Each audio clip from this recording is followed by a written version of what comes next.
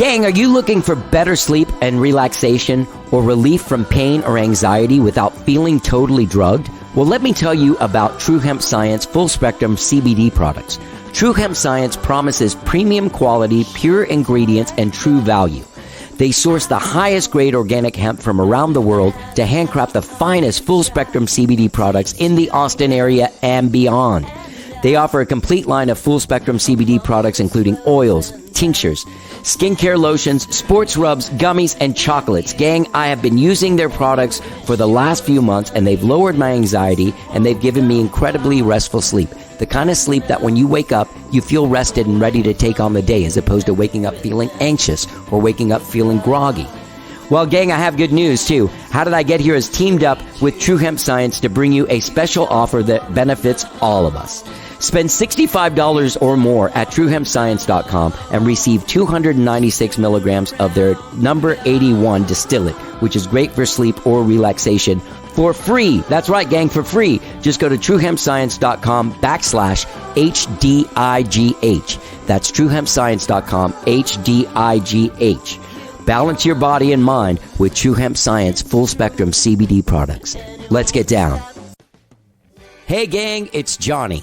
I just want to take a second to talk to you guys about engagement. Right now, you're listening to the show, and I'm not sure exactly what platform you're listening to it on. But whatever platform you're listening to it on, you can subscribe to it and get an alert every time a new show drops, usually every Tuesday and every Friday. Whatever platform you're listening on, be it Apple Podcasts, Spotify, TuneIn, Overcast, Stitcher, any platform, you can subscribe to it. And if you can leave a comment, leave a star, share it on your social media if it's something that you like, please do that. We encourage you to do that. And also, as far as social media goes, you can follow me on Instagram and Twitter. I am at Johnny Gowdy on Instagram and Twitter. Give us a follow. Also, you can like our Facebook page, How Did I Get Here? Please do. You'll see photos of me with guests that have been on the show. Anyway, all I want to say is, you like a show, share it, use the hashtag How Did I Get Here Pod. We'll give you a shout out. Thank you so much for listening to the show and engage. Let's get down. And you may ask yourself, well, how did I get here?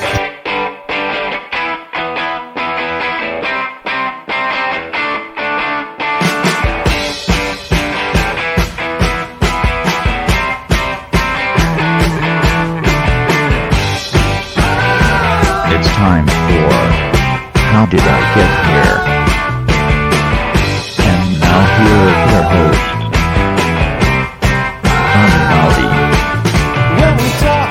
All right, hello, I'm Johnny. I'm your host. Welcome to the show. I hope you guys have all had a good week so far. I'm dropping 3 shows this week. That's why this show's dropping on Wednesday. It is a very, very big show, gang, but I can't get into it just yet because I'm gonna freak out when I do. I want to thank people that wrote in over the last couple of days about the situation that happened with my ex when I looked at her Instagram stories and saw her kissing a dude in another city having a great time without me. And the sadness that I felt. There was one person in particular, I'm going to not say their name because I'm sure they don't want it out there, but they they told me a story that this recently happened to them too, not just once, but twice. I'm not going to lie, since since that happened on Saturday, I have looked a couple of times. There's no new stories up, but I have looked to see if there were. God, what is wrong with me? Anyway, thank you for your sweet comments. You guys are all very nice. This coming Friday, August 5th, is our 11th anniversary. August 5th, 2011 is when I dropped the very first episode of How Did I Get Here with Susanna Schofel, episode 1. So on Friday, for episode 1192, I will be talking to my dear old friend, Jessie Clayton. She is an artist. Now she's a yoga instructor as well, but she is the artist that drew the original logo of the podcast that later on was turned into like a harder graphic from my friend Allison Lipkin. But it's the thing that you see, the thing that the show's identified with, that face picture of me with the big eyes. That's what she drew, the initial drawing. And she was my girlfriend when I came up with the idea of having a podcast, and when I came up with the idea for the podcast, and when I started the podcast. She was here for the first few months of all that. So anyway, we have a really great conversation about that, but then it kind of evolves into a really amazing conversation about personal growth and and overcoming trauma and finding the good in the things that have happened to you in your life. So I'm really excited for you guys to hear that show. That's my conversation with my dear old friend / girlfriend, Jessie Clayton, the artist that did the logo for the show. So yeah, I'm looking forward to that. But gang, I have an amazing show for you today. Yes, I do. Legendary drummer Thommy Price is my guest on the show today. Yeah, he just moved over the last couple during the pandemic, during 2020, whatever. He moved to San Antonio. And from New York, getting out of the rat race, moving to a better place. He had a bout with cancer, and he beat it, and he's doing really well, and he's playing on all kinds of music. My friend Patricia Vonne turned me on to him back when she was on the show a few months ago. He played on some songs on her last record, and he's been playing with my friend Mark Youngersmith in the band The Broken Things. You can check out his album Downtown Phantom. Which you can find all of this stuff by going to TommyPrice.com. Now, some of you might be going like, who is Thommy Price? Now, who is this guy? When I said legendary drummer, I said Thommy Price. You might be like, what?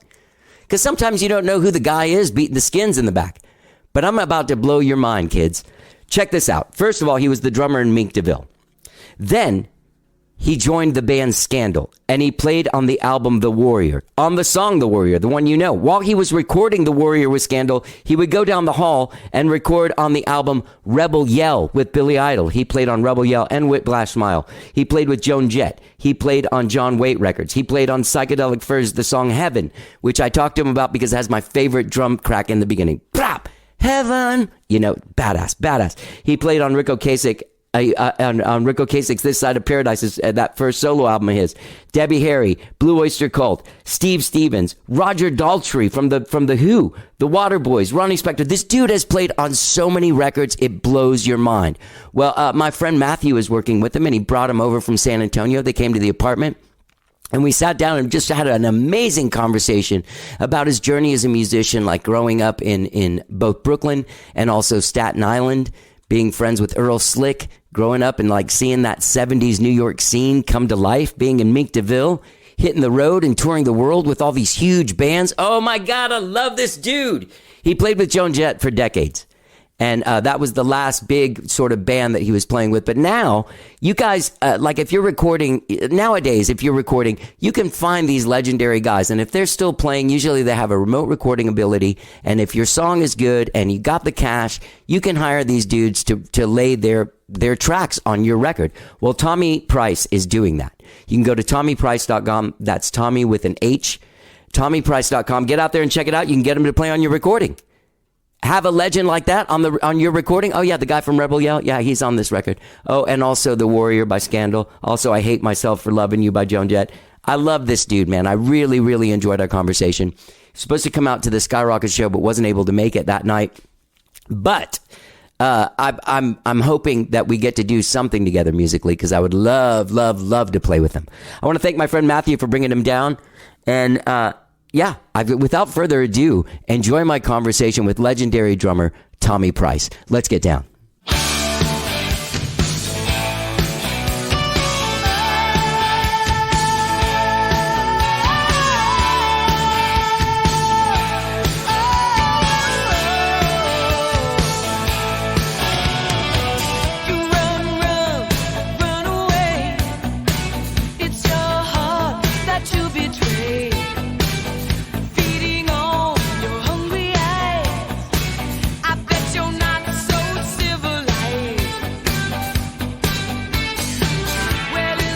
What I have on vinyl.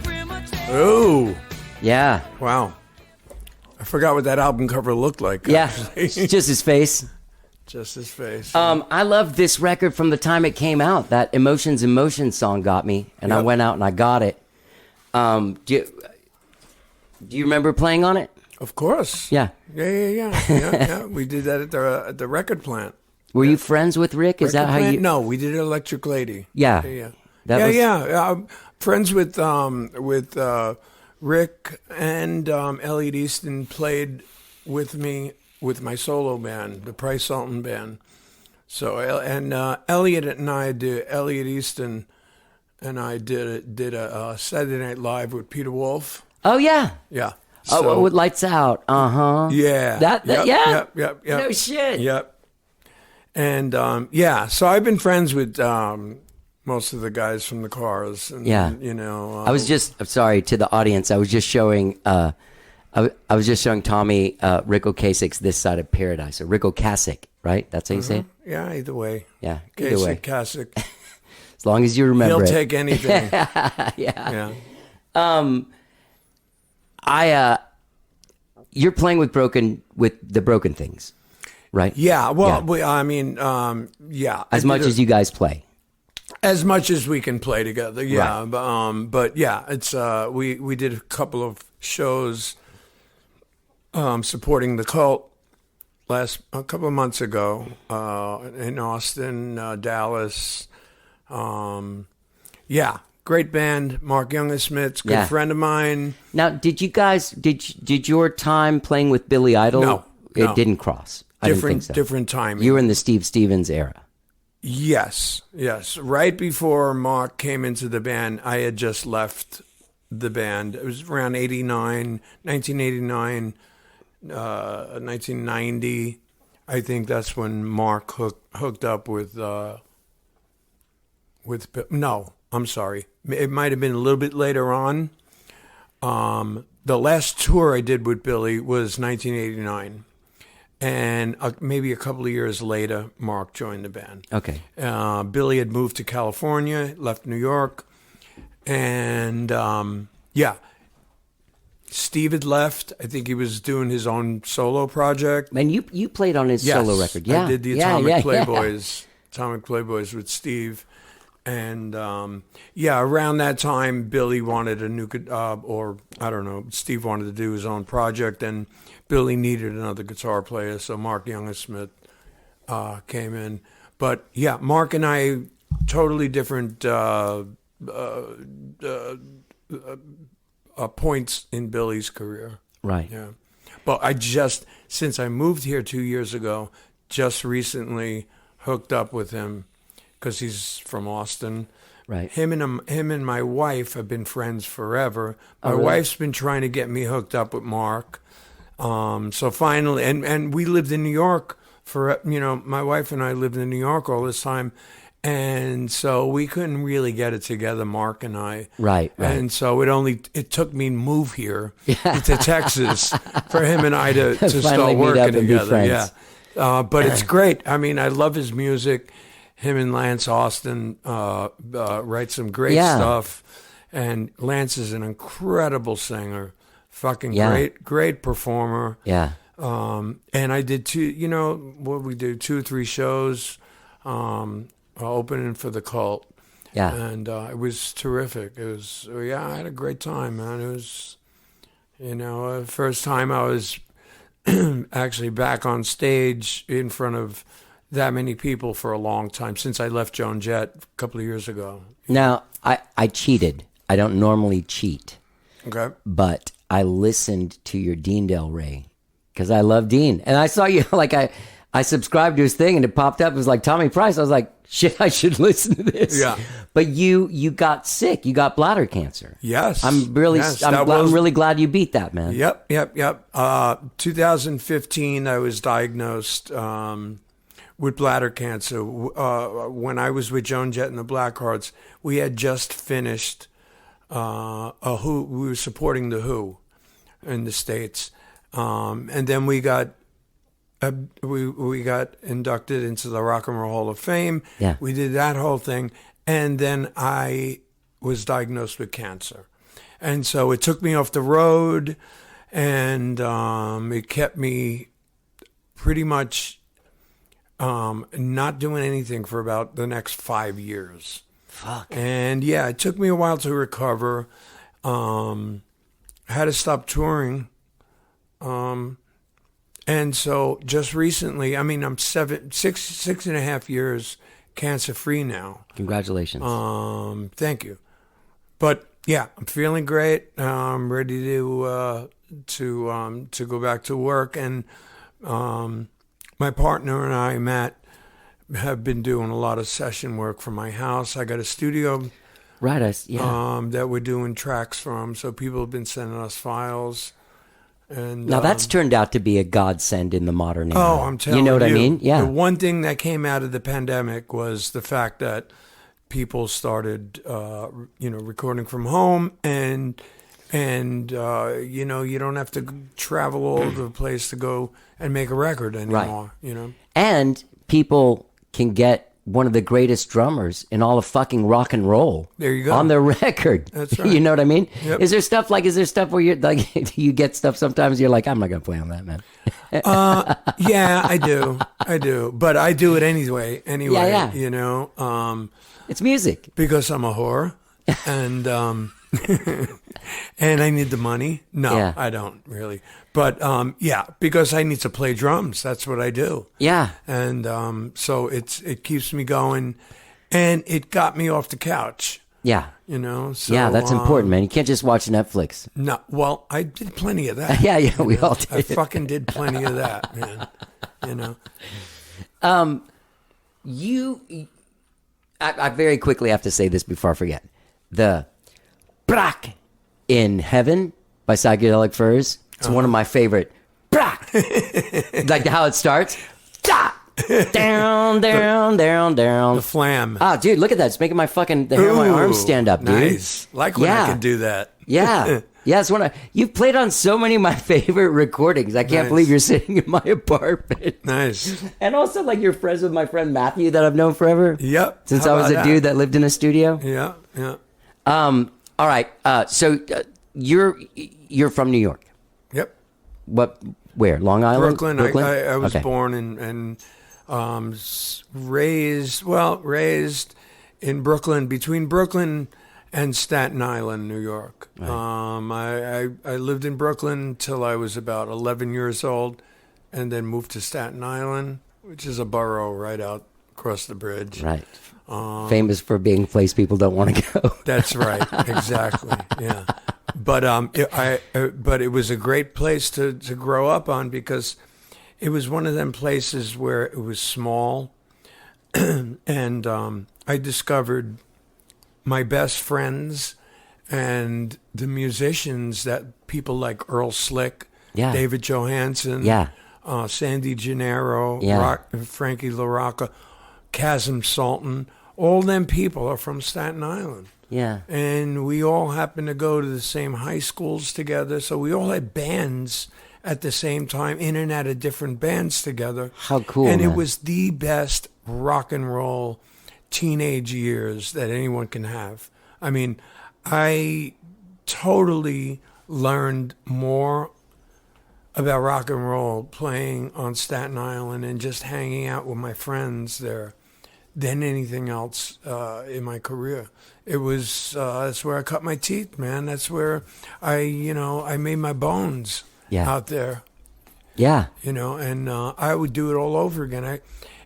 Unfortunately, it was one of them things where my mom passed away when I was very young, so I went and lived with my sister, and she happened to be living in Staten Island. That's what took me out of Brooklyn. Wow.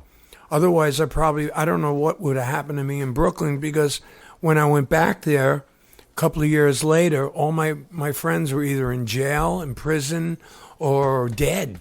Yeah. So, it was a good change for me, and it was an experience and an education, a rock and roll education. Yeah. When did you start, like, when you were around for, like, that magical mid-70s, like, Max's? Yeah, oh yeah. And, oh yeah, fuck yeah. Yeah. Yeah. Well, I was still kind of young, right out of high school, and my friends and I would get in a car and go to CBGB's and see, the Ramones or Blondie, and go to Max's Kansas City to see the Heartbreakers, all them bands. And it was a great time in New York City, because all them bands were, you can walk 2 blocks and see Talking Heads, or see Blondie, or Mink DeVille, or so it was an incredible time. It was beautiful. And What year did you join Mink DeVille?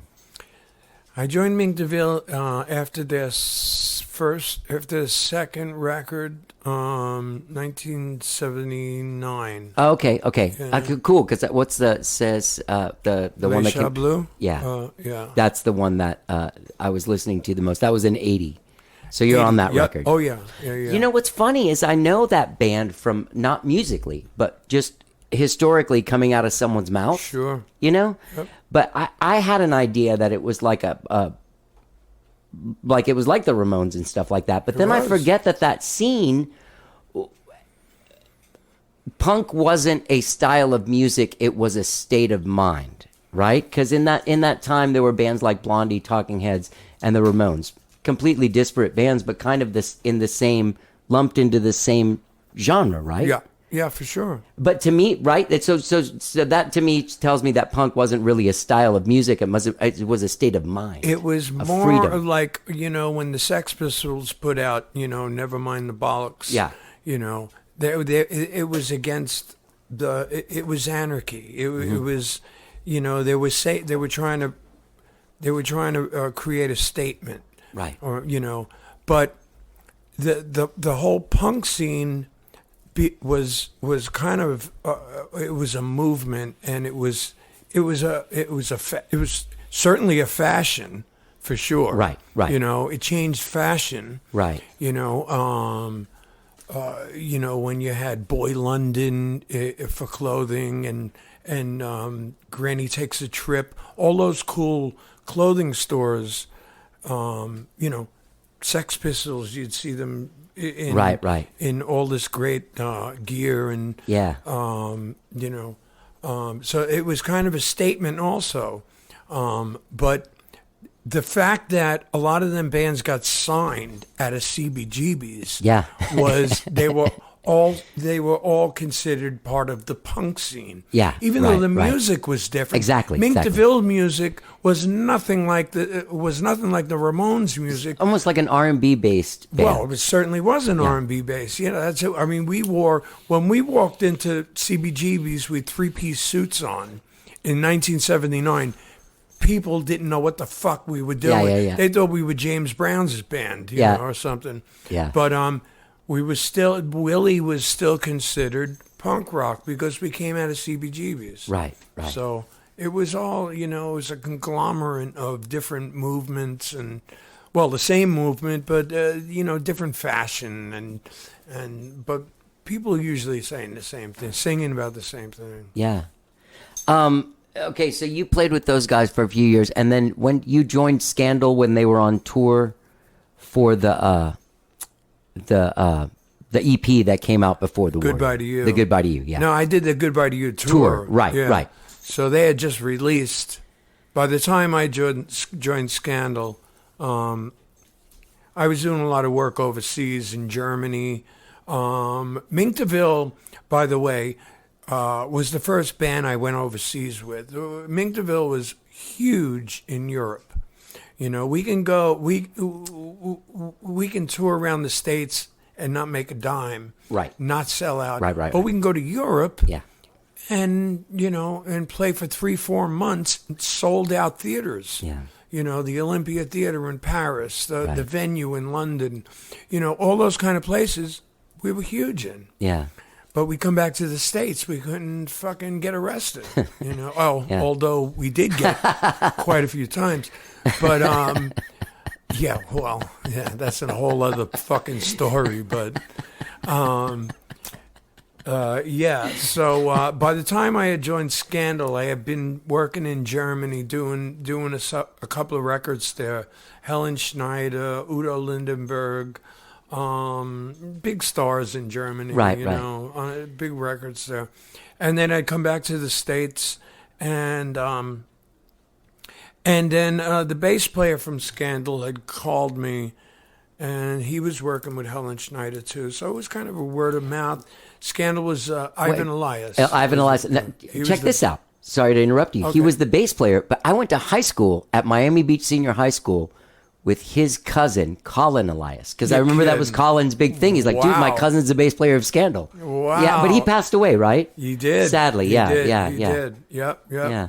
Small world, right? he was one of my closest friends. Sorry about that. It's one of those things. Drummers and bass players. It's a thing. But yeah, he had called me, and they had just lost their drummer. He had left to go play with John Waite or something like that, and so Ivan called me, and I had just come back from Germany, and he said, come down and try and do this gig. We just put this record out, Goodbye to You. It's all over the MTV. And I said, sure. I was watching MTV too, so I said, fuck yeah. So they took me in the band, went down to do an audition for them. They took me in the band, and then we spent the next 13 or 14 months on the road breaking the Goodbye to You record. The EP. Can I ask you a question? Because what was that like for you being in a band? Because their trajectory, you were ascending. Yep. Like it's always fun to be ascending. Yeah. You got a hit on the radio. It's like the montage in the movie where everything's going great. And you're getting on a plane and everyone's waiting for you. How was that for you? It was mind-blowing because we knew the record was doing good on MTV. The record company at the time was really trying to get us to support the record, which we were doing, but they kept putting us on all these tours. Like we started with maybe the Boomtown Rats, and then we'd go to Adam and the Ants, and then we go to Hall and Oates, and then we go to John Cougar. And so we never came off the road. So they kept us on the road forever until that song blew out of the fucking water. Yeah. 13 months later, and this was the time where you had to stay on the road. It wasn't like these days you go home for a couple of weeks, or you do some shows for 2 or 3 weeks, you go home. It was like we couldn't fucking go home. But we loved it. I mean, we were all in a Winnebago. We're not even, this was before tour buses. We were all living in a Winnebago. Sometimes there were hotels, sometimes there were not even hotels, motels. Right. And then by the time we came off the road, we already had brand new songs written for the next record that everybody was writing on the road. Right. And we went straight into the studio. I think maybe we took 2 weeks off. Went straight into the studio and started doing the Warrior album with Mike Chapman. That's the dude that did the Blondie stuff, right? Yeah. Yep. Great producer. What a great, that's a great record. I'd never listened to the whole thing all the way through until yesterday. The Warrior.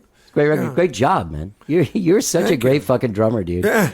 Well, that record was funny because by the time we were halfway through the record, we were recording it at Electric Ladyland. Yeah. Billy Idol had happened to be in the same studio recording the Rebel Yell album, and him and Steve had written all these great songs but couldn't find a drummer to play on them. Keith Forsey came down He was producing the record, right? Yes, absolutely. And I met him through Younger Smith, and the only way I can describe my experience with Keith Forsey is I think I spent a week with him one night. Yes, well that'll happen with Keith. Back then, at least. This was like 15, 16, 17 years ago. Still. Well, imagine making a whole record with him. Even imagine. Okay. Just his natural energy is like just unstoppable. Yeah, he's over the top. But, so he didn't want to play drums on the record, or he. Well, no, I guess not. I mean, he played certain drums on, I think, Dancing with Myself. What other record did he play on? I can't remember, but he did the early Billy Idol solo stuff. But he was happy having me. I think he found something in me that he had the groove, and they were going through drummers before they came upstairs and played on his record. on the Billy record, they had a few different drummers in there trying to, that they weren't happy with. And I mean, really good New York top drummers, friends of mine. So by the time he found me, I think he found something in me that he was missing. Yeah. And I did one of the first tracks I did with Billy was I made Blue Highway. Yeah, which underrated song. I love that song. Yeah, yeah. And then from that, I think the second one was maybe Rebel Yell or yeah. I can't. Can I ask you a nerdy question about that? When you were doing that, when you went up to play on those tracks, were you cutting with like the bass player and Steve and Billy? The stuff was kind of already recorded. You were replacing some drum stuff machine was stuff. pre-recorded, and then there was the only thing I played to was a rough vocal that maybe even Keith. It was Keith singing. It wasn't even Billy singing, so it was a rough. Ghost vocal, and maybe just one of Steve's guitars, and then a shaker and a tambourine or something, just for me to stay in time. Yeah. So that's all I cut a lot of them songs with. It was, after I was done putting drum tracks down, a lot of that stuff got overdubbed way later. Right. In the 90s. When Billy was in between stuff, I was writing with this songwriter named Kevin Hunter, who was in this band called Wire Train in the 80s. I don't know if you know them, but he got a job like Billy and he hooked up and they started writing. Me and Kevin had the same manager. So long story short, Billy's like, I don't really know what to do with the band. It's like 96, 97 or something. And maybe I should get back together with Steve. And Kevin was like, you know what you should do? You should go find a band that's already a band. And get them to back you up. And he's like, I know these dudes in Texas. They're awesome. So we got to do some recordings of Billy's. We never met him, but we got the same thing. It was like a DAT with like his voice on one side and a shaker or click track and acoustic guitar on the other. So we had the chordal information to record to. But the funniest thing, and this is what I'm getting to in the story, and the thing that was so difficult for us to get through each take of the song was that he does all of the Billy Idolisms. Even when it's just an acoustic guitar and him singing, he's still going, Peter, here, like doing all of his stuff. It was so awesome. Yeah. Well, that's it's coming from his heart. That's why you don't know how to do anything else but that. Yeah. It was funny. I remember afterwards, because we're like, he is that dude. He's that dude. he is that dude. Yep.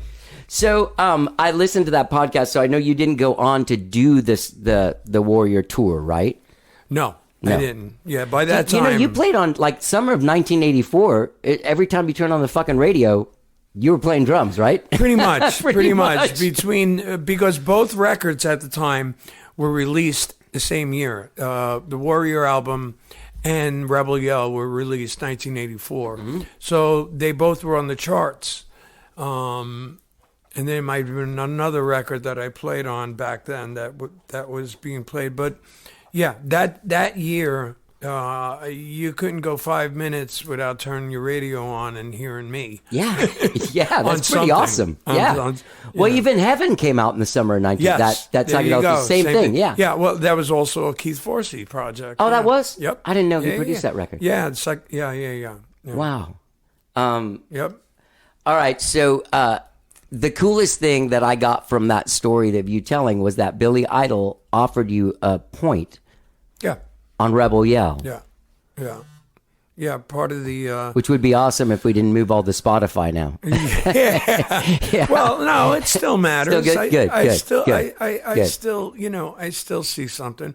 But, that's the only way one of the only ways that I left Scandal. Scandal was my family. I lived with them people on the road for, a year and a half or something, whatever.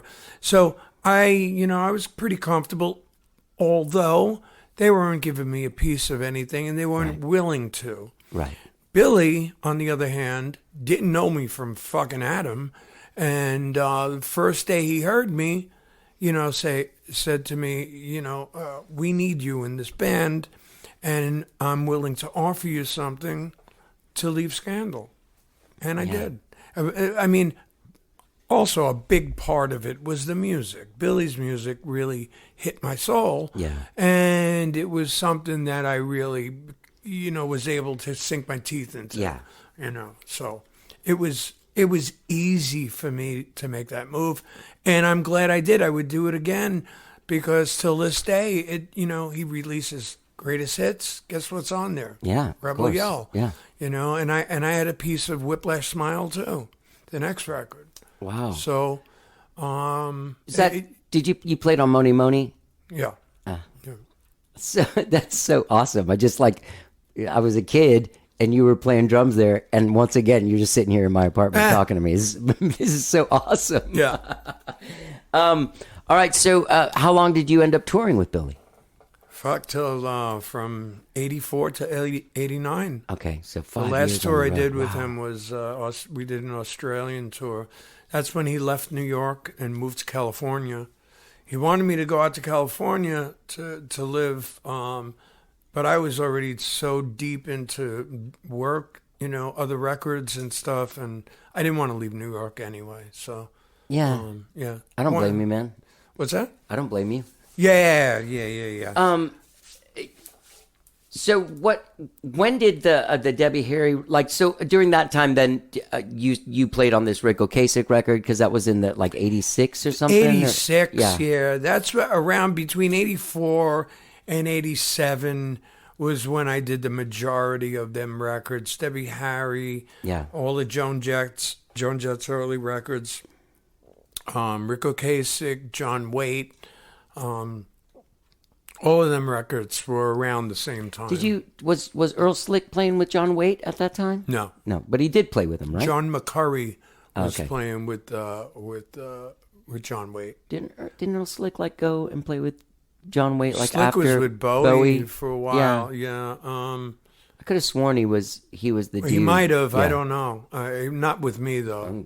Yeah. All right. Slick grew up with me in Staten Island. Okay, right. But I didn't know if the same thing with Colin Elias's cousin inviting you to play on the getting you in Scandal. Yeah.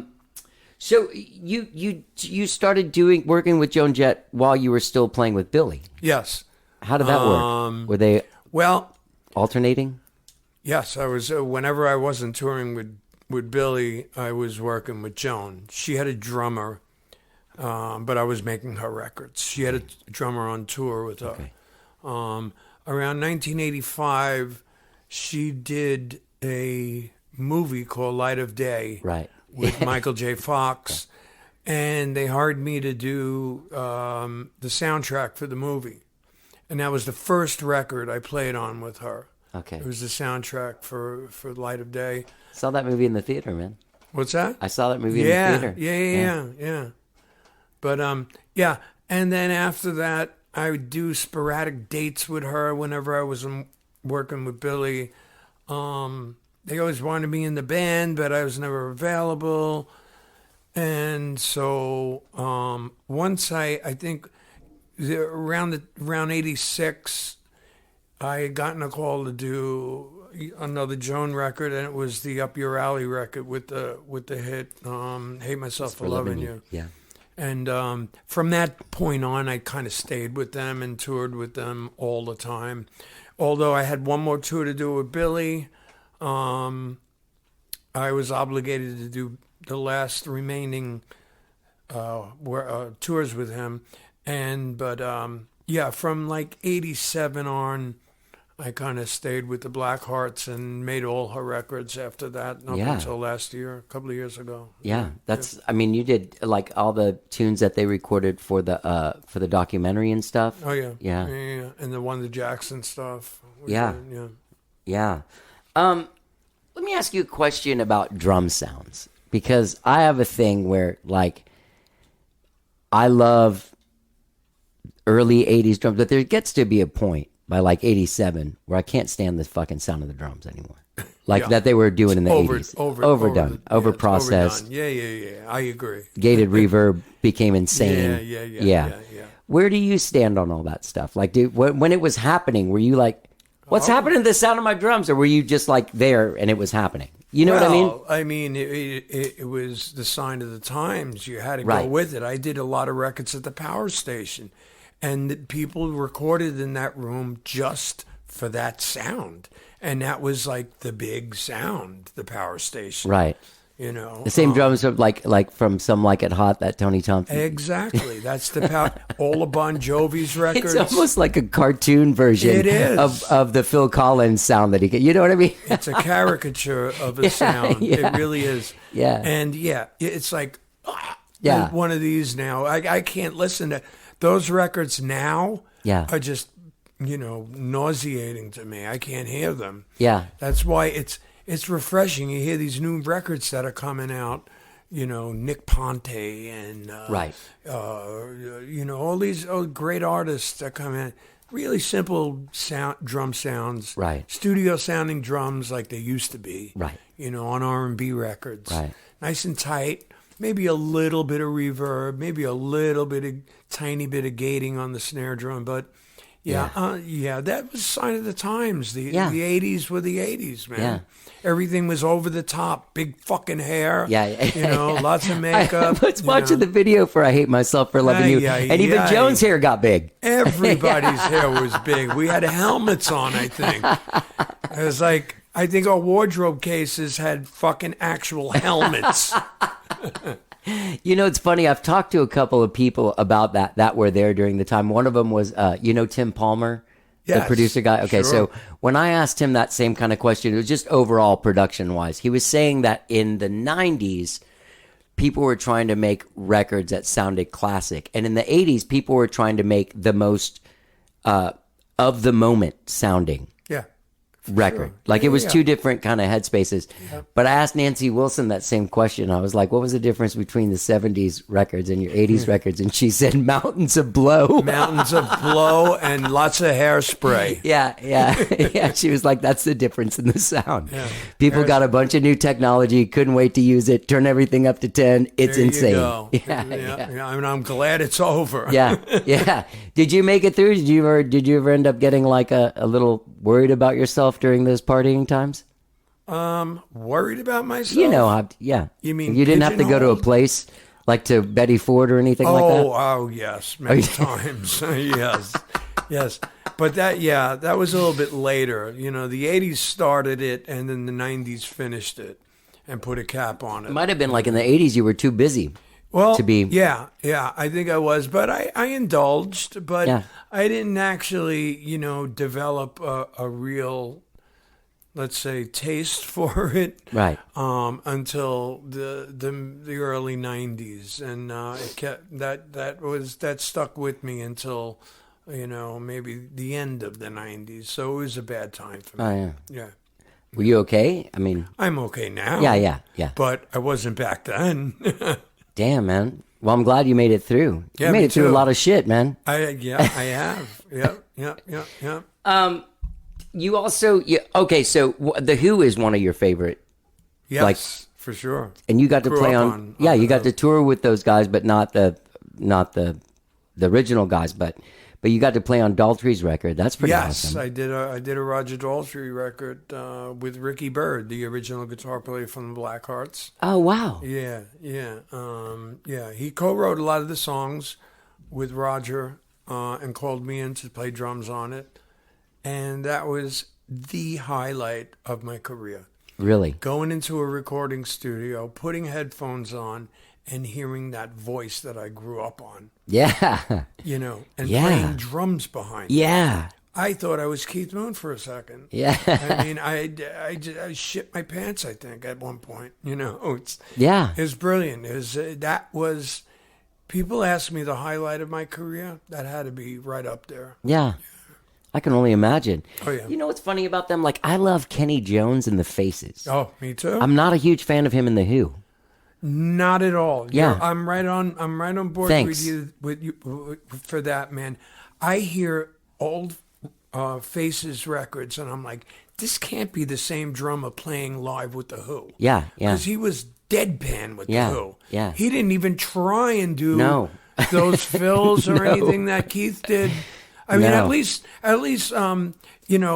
Zach he's filling in the holes. Yeah, man. I mean, yeah. he's doing He's an pretty incredible unbelievable. fucking Yeah. job, Zach. And I got to tip my hat to that guy. But Kenny Jones was that was Pete's drinking buddy. Okay. By the way. Yeah, because I've never known why he ended up in that band. Either do I. Yeah. I mean, either do I. I always couldn't figure that out. But yeah, and the thing I was afraid of when I did the Roger album was trying not to sound like Keith Moon. And I know Kenny had that in his mind too. Right. But what Roger wound up saying to me one day, I was in the studio, I was doing this one track with him. And it was this big drum part in the middle of the song, one of the tracks. And I was laying back, I was like trying to not, because I'm like, okay, I'm behind Roger Daltrey, and I don't want it to think I'm going to play like Keith Moon. Right. Even though that's my hero. Yeah. That guy was, I learned everything from. Well, Yeah. not everything, but some things from. Yeah. And we kept going through take after take after take after take, and they weren't happy with what I was doing. Finally, my drum tech comes in the studio, goes, Thommy, do what you do. He says, just fucking play like you. Yeah. And next take, that's the one they took. I mean, I did some of my stuff, but I did a lot of what I learned from Keith Moon. And that was the one that landed on the record, That's And- awesome. But I understand the whole Kenny Jones thing. But when Keith played in them songs, that was a really big part of them songs. Whatever he Yeah. did, whether you hate it or love it, or whether it was sloppy or at a time, big part of those songs. It's funny that you say that because there's such those bands were bands. Yeah. Like you couldn't take a guy, like you couldn't take Entwistle out, you couldn't take Townsend out, you couldn't take Moon out, and you couldn't take Daltrey out because it would kill the. Irreplaceable. You'd kill it. Yeah. Yeah. You Same with can the get- you Beatles. can get Same a with the Stones, the Kinks. You can get a filler Yeah, to but- do the same job. Yeah. But it's never going to be the same. It's not coming from the soul of that person. So that person's never going to feel, Pino Palladino, for instance, Exactly. the bass player, he's incredible. Yeah. One of the best bass players in the world.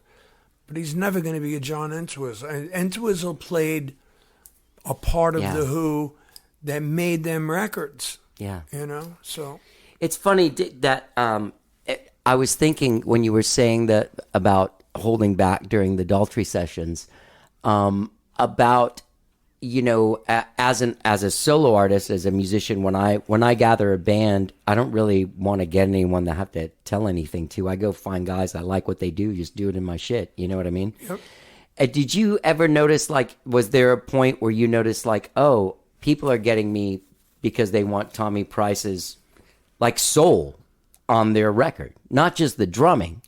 People weren't really telling you what to do. They hired you for you. Yeah. Was there a point where you noticed that and you were like, oh, all I got to do is be me? Was it on that Daltrey session or were there other ones? At first, you used to get hired for the last record you played on. So if they heard it on the radio, the producer would think, we need that musician because he made that song to the charts. He was part of that, making that song to the charts. Yeah. So for a while I was getting hired just for the last record, the last hit records I played on. Right.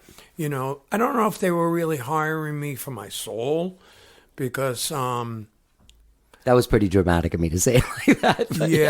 but I tell you what though, later on my groove was undeniable. I was cutting tracks without a click, and producers would hire me sometimes on other records where they didn't want to use clicks. Yeah. Other records where clicks weren't allowed. They were kind of fucking Yeah. kryptonite, so they wouldn't use clicks. But they'd hire me because they knew if they went from the first bar to the last bar, it was going to be in time. Yeah.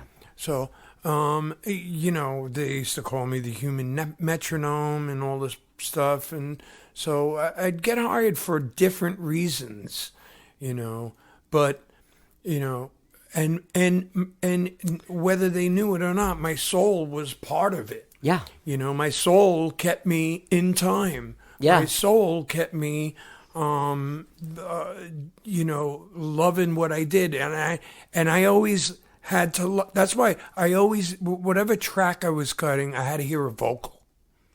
Always had to hear a vocal. I could never cut a track just blind with no vocal, because I play to the singer. I play drums to the emotion of the singer. You're reacting to what they're doing. Yeah, totally. Yeah. That's where the drum part should come from. Yeah. You know, the emotion of the singer. Even if it's a dummy vocal or a scratch vocal, I got to play to you know, to some emotion. Yeah. So, and that's all out of your soul, right? Yeah, exactly right. Yeah. Tell me, can you tell me a little bit about playing on the, you played on a couple of records by Blue Oyster Cult. Now that was one where I was like, well, that's weird. Yeah. Like that's an odd. You would think. Yeah. Yeah. I got hired to do, actually, it was the drummer from the Blue Oyster Cult, Albert Burchard, was making a solo project called Imaginos, and it was a whole kind of rock opera, whatever you want to call it. It was a story, Right. you know. Anyway, he hired a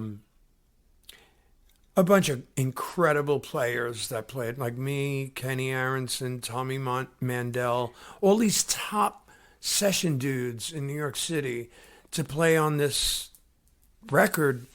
And it went on forever. We went out to the Boogie Motel, lived there. Where's that? What is that? It's in it's the Foghat studio. Awesome. Foghat owned it. And it was an old fucking mansion that was turned into a recording studio. Wow. Bunch of rooms. So when you recorded there, you had to stay there. Oh, awesome. It was I love that. One of the first like places like that. Yeah, yeah. You know.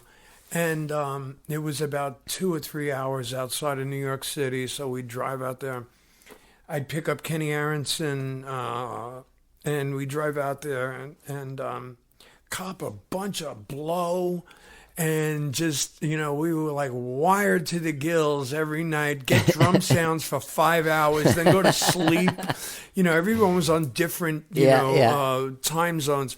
But anyway, it was an Albert Burchard project that went on forever. I think he released it, but whether or not he did, it wound up to be a Blue Oyster Cult record. Oh, okay. Later on. Okay. I don't know if it was under his name. I think it wound up being Imaginos, a Blue Oyster Cult record. But I did Yeah, that's what I have, Imaginos under Blue Oyster Cult. Yeah. Yeah. But I Club did Ninja. do a regular Blue Oyster Cult record called Club Ninja. Yeah. Also with Sandy Pearlman. It was the same Oh, really? producer. Oh, awesome. Yeah. Sandy probably did a lot of shit. He did a lot of stuff back then. Yeah. Well, he did all the early Blue Oyster Cult records.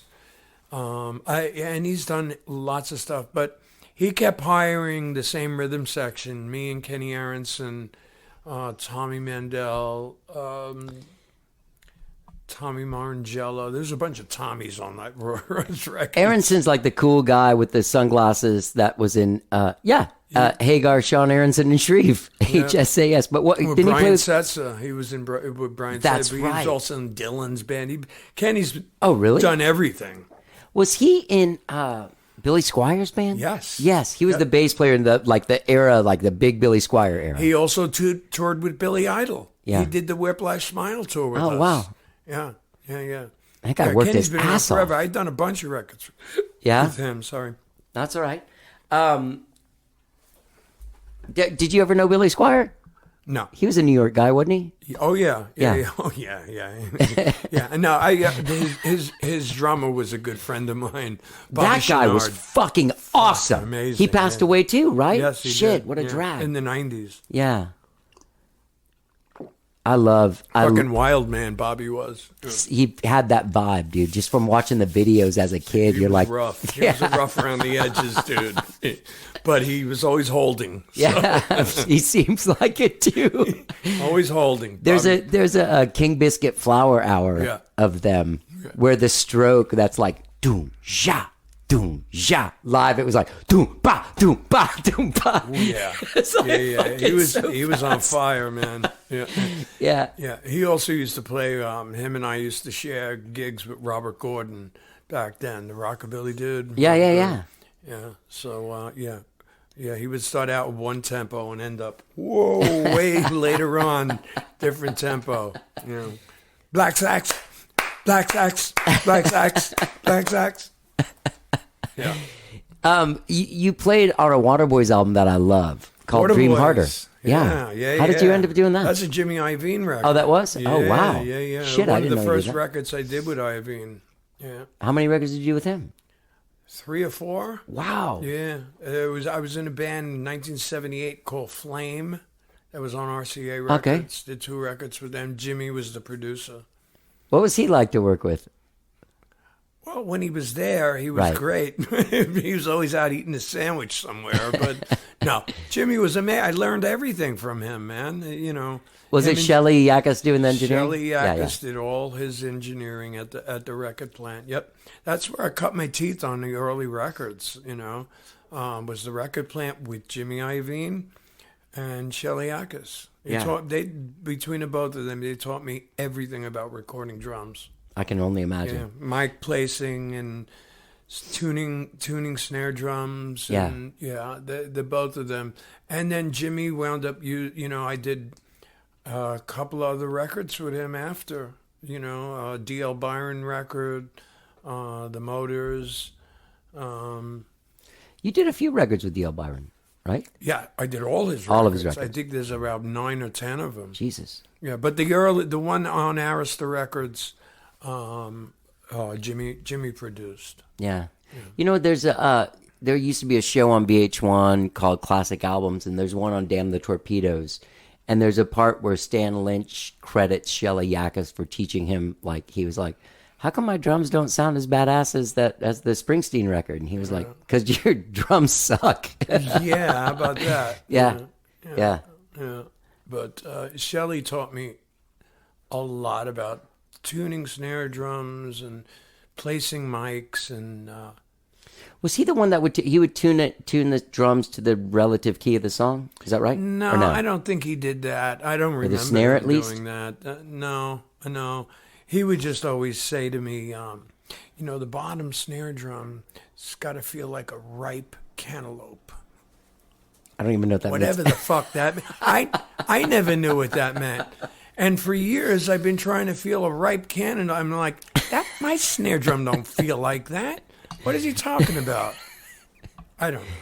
But he, just mic placing and, man, we used to get drum sounds sometimes on, I don't know what record I did with Shelly, but, my drum tech would put all brand new heads on my drums. Then we'd get drum sounds for 4 hours, and then Shelly would say, Tommy, you got to change some heads. Yeah, they're dead. But Shelly, we just tuned them for 4 hours. Yeah. No, I don't care. Just change all the... So, yeah, he was that guy. That's so crazy.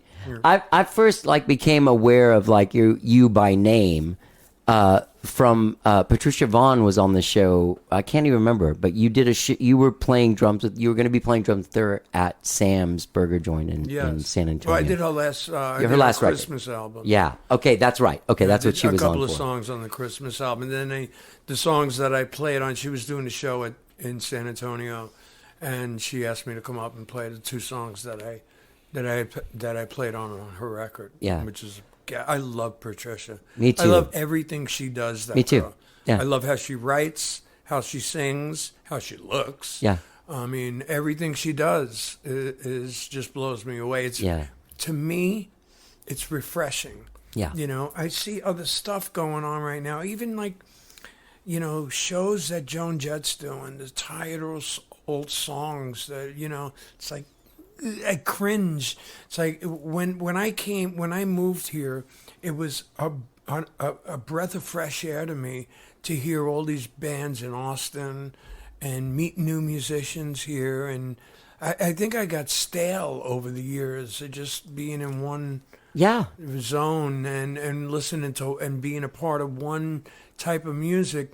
I mean, my ears opened up when I came here. That's great. You know, Yeah. I don't know if it's Texas or if it's, that I'm left that whole scene behind, but whatever it is, I'm digging it. Good, man. Good. And you're getting to play with people, right? You're doing stuff. I mean, I never thought I'd be playing in clubs again. It's fun. But I'm having a fucking ball playing with Danny B. Harvey and his love wife, him, dude. And Linda Gale Lewis, and playing those old rock. Jerry Lee's sister. Oh shit, that's amazing. Yeah, we're gonna be here. We're doing a bunch of shows here at the end of the middle of August. Oh really? Yeah, we'll let you know. Please do, because I want to come. I want to witness. But it's like, I don't mind the fucking clubs. I don't mind it. It's cool. You're playing music. I'm playing something I love. It's coming out of my soul once again. Yeah. I'm not just going through the motions anymore. Well, it's sad to think that you could be in like a stadium playing 40-year-old songs that not that they're not the greatest songs. I mean, I'm in a band and we do I Love Rock and Roll every weekend. And no, I still love it. I mean, it's still it's weird because I did. You do get desensitized to these songs, but I always try to connect myself to the 13-year-old me that was driving around with this boombox, with I Love Rock and Roll and then rewinding it and like, you know what I mean? Yeah. Keep on listening to it over and over again. But somehow when you hear it now, it doesn't hit you quite as deep as when you listen to it on the radio, when it brings you back. Right. Somehow, for me at least, I'm just speaking for myself, for being a drummer in that band for 37 years. Right. To me, it's like a little cringing. It's a little tired sounding. Everything I wonder how many times you went, it just sounds, to me, I can't put my soul into it. I can't put my heart in it anymore, Well, to me, that's just like the healthiest thing for a creative person because you're just hungry and you're trying to get more. After laying on the couch recovering from cancer for 5 years, not doing fuck all, and then the whole pandemic thing with everyone being out of work and everything shut down. I think I certainly did the right move leaving New York at the time I did. Yeah. And then opening my eyes and my ears to new music. Yeah. Being here. Yeah. And it's good. I'm in a good place right now. That's great. You can tell. Yeah, I like it. I really do. Before I let you go, Downtown Phantom. I listened to that. That's a cool record. Yeah. It's my last project I did. Yeah. Good three songs. of you guys? What's that? There was three of you guys? Yeah. Me, Johnny Rayo, that used to play with David Johansen, the guitar player. Yeah. He wrote Funky But Chic. Oh, yeah. Yeah, Johnny Rayo. He's another Staten Island guy I grew up with. And also the bass player, Joey Vasta. He's the bass player in Mink DeVille. Okay. And I did a bunch of records with Joey. So the three of us grew up together on Staten Island. I was writing new songs a bunch of years ago. Johnny co-wrote them with me. It was like in the early days of, Garage Band, and we were going back and forth with files and stuff. So by the time we got a bunch of songs together, I took all the files, brought them into a studio, and put real drums on everything. Okay.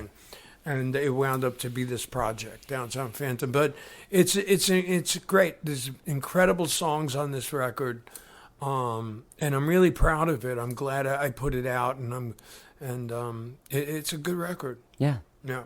It's a great record. I really enjoyed it. Yeah, it's good. Yeah. So people can find you at ThommyPrice.com. That's THOMMY Price. And people can hire you there. It's all explanatory how you get you to play on a track and all that stuff. Yep. At what else do you have coming up? Well, I got these shows with right. Danny B. Harvey Right. and Linda Gale Lewis. Okay. I don't know the exact dates right now. I know there's going to be some in Austin, San Antonio, Sam's Burger Joint. I think we're doing. Playing there Saturday. What's that? I'm playing there Saturday. Yeah. Yeah. You're playing that? Yeah. Cool. I'll Yeah. be there. Oh, you want to come? Yeah. Oh, dude, you should sit in on a song. Sure. But not I Love Rock and Roll. No. Don't do that. No, don't do that. What please. about Dancing with Myself? That'd be good. I sing that song. Really? Yeah, sure. You'll do it? Sure. Okay, I'll let the guys know after. But dude, that's awesome. Okay. Yeah. I was hoping I was going to get to see you again after this. Yeah. That'd be great. Yeah. You know, Younger Smith and I have the same birthday. Different years, but Really? same day. Yeah. Wow. Both October 14th. Yeah, it's my birthday, brother. Hopefully, we're looking at maybe doing some of these fall dates with the Cult. We're trying to get That would be great. We're trying to get on those dates, and so we've been talking, Mark and I, trying to get on those dates. It's funny because what the Broken Things are doing is not like really something that translates in. You have to have a stage at least like Sam's.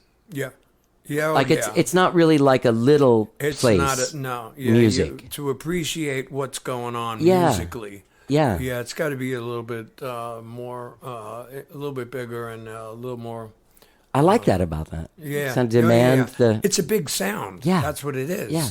So yeah, it was perfect when we did those Cult dates because we played like what was the Hard Rock? No. No, a House of Blues. House of yeah. Blues. Same thing. Yeah. House of Well, Blues. yeah. And then the Aztec Theater in San Antonio. Great, perfect room. I love that room. Perfect rooms for that band. Yeah. Yeah. So, and it happened to sound great. I was really happy. Hopefully we'll do some more dates with them. Yeah. I hope so. Yeah. Well, dude, it has been great having you on the show. Yeah, thanks, man. Yeah, it's been great talking to you. Yep. And people can find you at TommyPrice.com. If you need drums on your record, get out there and check it out. He does remote recording. Or you can download Downtown Phantom. It's on all the streaming sites. All the streaming sites. Yeah. Yeah. Great talking to you, man. Yep. You got it. I bet you're not so civilized. That's Thommy Price, man. You can find him. Check out his record, Downtown Phantom. He'll be playing with the Broken Things. You can check out his recordings with Patricia Vonne. Go to TommyPrice.com. Tommy with an H. Get him to play on your stuff. Find out where he's playing and with who. That guy's so amazing, man. I love that guy. Said he's been playing with Danny B. Harvey. Check that out. Thommy Price, man. I really, really enjoyed it. I want to thank Matthew again for bringing him down from San Antonio. That was a real treat for me. All right. I hope you guys all have a really, really great rest of the week. Tune in for episode 1192 on Friday with my dear old friend Jesse Clayton, talking about the podcast, talking about life. All right. Have a great rest of the week. Talk to you on Friday. Enjoy this Thommy Price jam. Let's get down.